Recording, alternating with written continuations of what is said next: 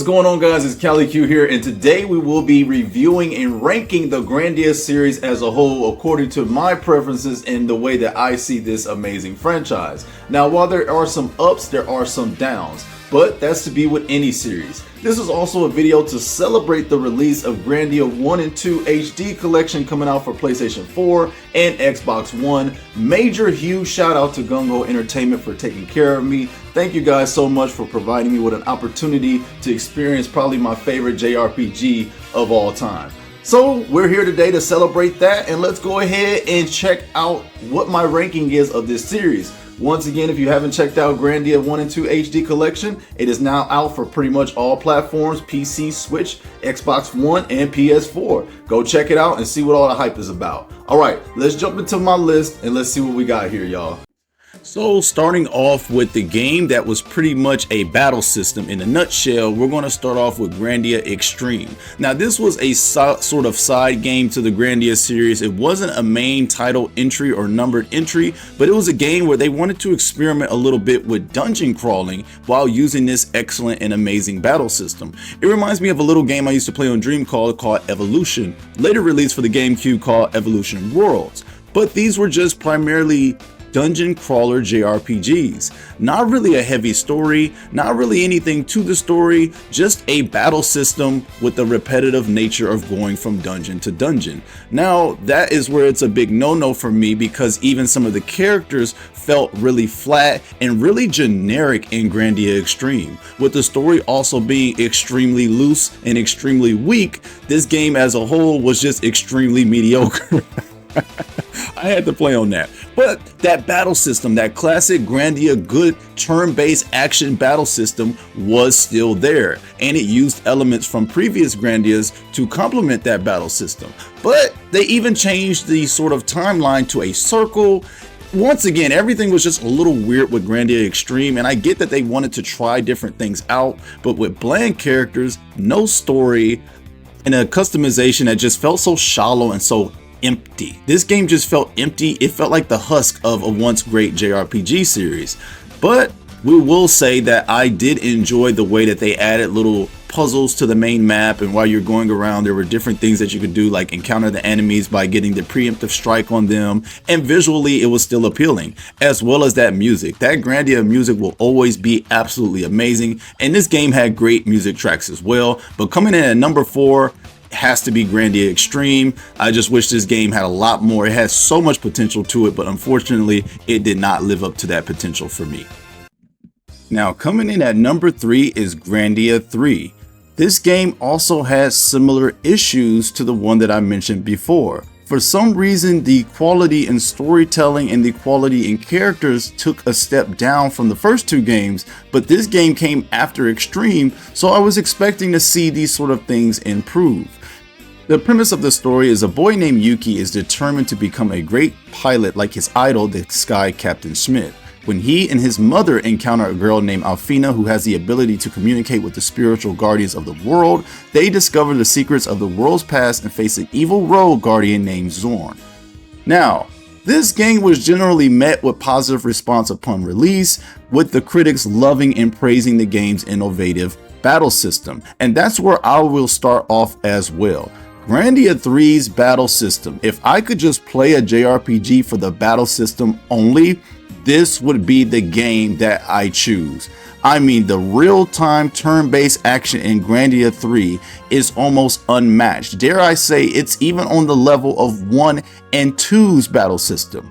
But where it fails to compare to the excellent and the magnificence of 1 and 2 is the rest of the tone of the game just does not really match. Once again, I run into the issue with the quality of the characters, their background, and the storytelling. Sometimes the dynamic between Yuki and his mother, yes, you go on this JRPG with the main character's mother. Instead of the main character's mother getting killed at the beginning of the JRPG, you travel with her in this sense in this game, which I thought was a nice little twist on the common trope.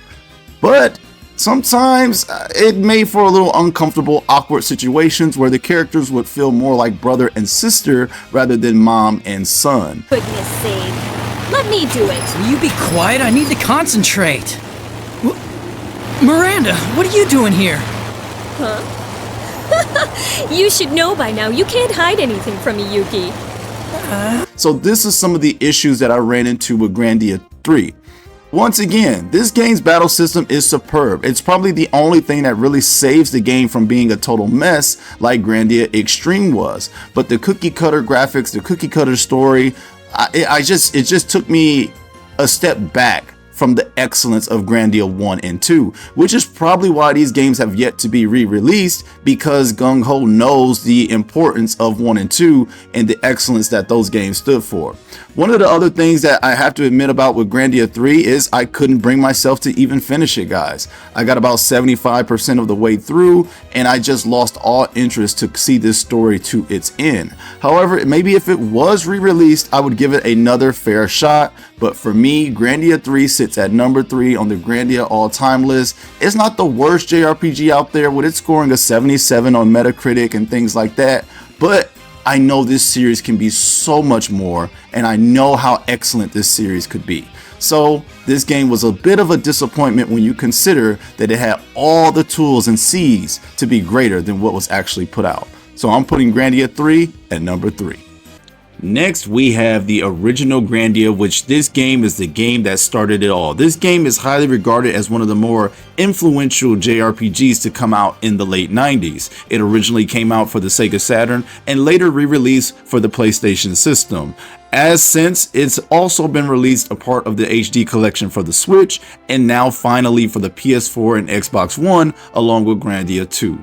This game right here, I played it rather late, and I just enjoyed my experience with it so much. Aside from just technical difficulties and issues from the time in which it came, this game was absolutely solid. In fact, I'm looking for a JRPG these days to just recapture and find this same sort of charm that the first Grandia game was able to emit and make you feel like you're just a part of this grand Saturday morning cartoon adventure with these kids. Now, the story follows a kid named Justin. In this world, Justin is an inspiring adventurer from Parm. He lives with his mother, Lily, in their home in the upstairs floor of their family-owned restaurant. Now, Justin's father vanished years ago on an adventure, and his mother is worried that he will try to follow in her late husband's footsteps. Yet Justin insists that there are still uncharted parts of the world, and despite the general perception of the end of the world, he wants to go and travel and adventure to this new place. And along the way, he meets these awesome companions, cheerful and colorful characters. Every character is so unique. And you know, that is part of the joy and beauty of the first Grandia game. It is just bustling with charm. Like I said, I have my own personal pet peeves, in which you can check out of my review of the first Grandia on my channel. And those were issues like camera angles, dungeon design, things like that.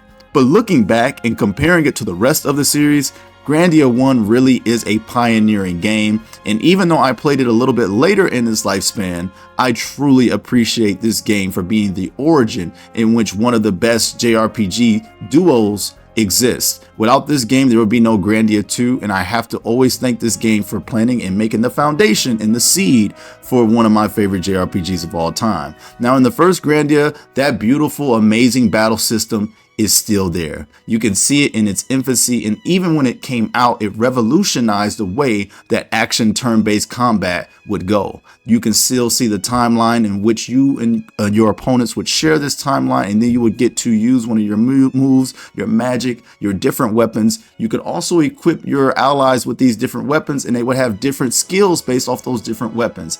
To this day, I still wish that concept was in further Grandia games, even Grandia 2. But I have to say, this game will forever remain a pioneering JRPG when it comes to battle systems in turn-based JRPGs. So if you're looking for a lighthearted adventure along with some charming characters and a good battle system, be sure to check out the first Grandia, which is a part of the HD collection that is now out for the PlayStation 4 and Xbox One. But I got Grandia 1 and its cheerful, lighthearted nature at number 2 when ranking my Grandia list. Now, you guys already know what's next, so let me go ahead and jump into it. But first, quick shout out to Noriyuki Iridare. His music on the Grandia series has been some of my favorite JRPG music of all time, and if you like the tracks you're hearing, that is the man responsible for all of this greatness. And this game doesn't even need an introduction on my channel. You guys know how passionate I am about Grandia 2. It is probably my favorite JRPG of all time, and I've said that about 1,000 times on my channel, but if you're new here, I'd be sure that you catch this memo as well.